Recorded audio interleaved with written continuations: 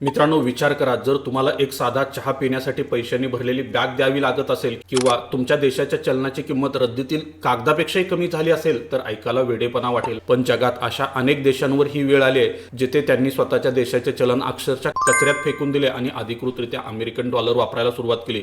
एखाद्या देशाने स्वतःची करन्सी सोडून जेव्हा दुसऱ्या देशाची करन्सी स्वीकारतात तेव्हा या भयंकर आर्थिक संकटाला डॉलरायझेशन असं म्हणतात. नक्की काय आहे, चला सोप्या भाषेत समजून घेऊया. सगळ्यात आधी कन्सेप्ट समजून घेऊया. डॉलरायझेशन म्हणजे जेव्हा एखादा देश स्वतःचं अधिकृत चलन पूर्णपणे रद्द करतो आणि देशातील सगळे व्यवहार, पगार, खरेदी विक्री करण्यासाठी अमेरिकेचा डॉलर अधिकृतपणे स्वीकारतो. इक्वेडोर, अल सल्वाडोर आणि झिम्बाब्वे यासारख्या देशांनी हा भयंकर निर्णय घेतला आहे. याचा अर्थ त्या देशातील दुकानांमध्ये त्यांच्या स्वतःच्या नोटा चालत नाहीत तर फक्त अमेरिकन डॉलर चालतो. पण कोणताही देश स्वतःचा अभिमान असलेला पैसा का सोडेल?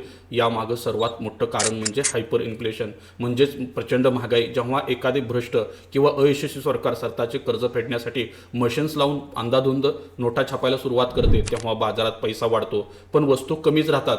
यामुळे पैशाची किंमत शून्यावर होते. लोकांचा स्वतःच्या चलनावरचा विश्वास पूर्णपणे उडतो. अर्थव्यवस्था वाचवण्यासाठी आणि महागाई एका रात्रीत थांबवण्यासाठी सरकारला नाईलाजाने डॉलरचा आधार घ्यावा लागतो, कारण डॉलर जागतिक स्तरावर स्थिर मानला जातो. डॉलरायझेशनमुळे महागाई लगेच थांबते हे खरं आहे, पण याची भयंकर मोठी किंमत देशाला मोजावी लागते. डॉलर स्वीकारल्यामुळे त्या देशाच्या रिझर्व्ह बँकेचे सगळे अधिकार संपतात. ते स्वतःच्या मर्जीने एकही नोट छापू शकत नाहीत किंवा स्वतःचे व्याजदर देखील ठरवू शकत नाहीत.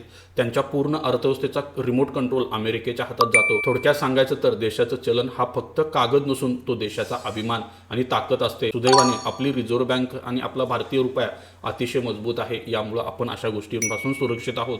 मित्रांनो, तुम्हाला आजचा व्हिडिओ आवडला असेल तर नक्की व्हिडिओला लाईक आणि शेअर करा. Investments in securities market are subject to market risks. Read all the related documents carefully before investing.